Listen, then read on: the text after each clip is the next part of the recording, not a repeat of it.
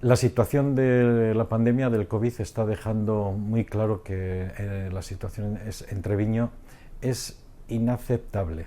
En estos momentos, cuando las vecinas o vecinos de Treviño quieren desplazarse, por ejemplo, a Vitoria a hacer las compras, la Guardia Civil le está diciendo, oiga, que ustedes pueden ir a hacer la compra a Miranda, que no tienen que ir para nada a Vitoria.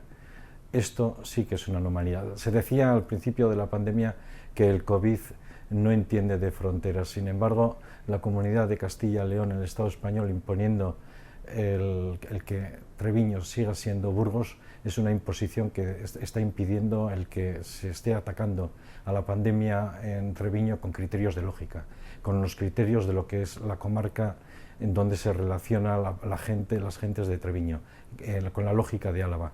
Esto es una situación que el Ayuntamiento lo está denunciando, ha pedido que se gestione la pandemia con criterios de Álava y en ese sentido nuestro grupo Euskal Herria Bildu aquí en el Parlamento va a defender ese criterio.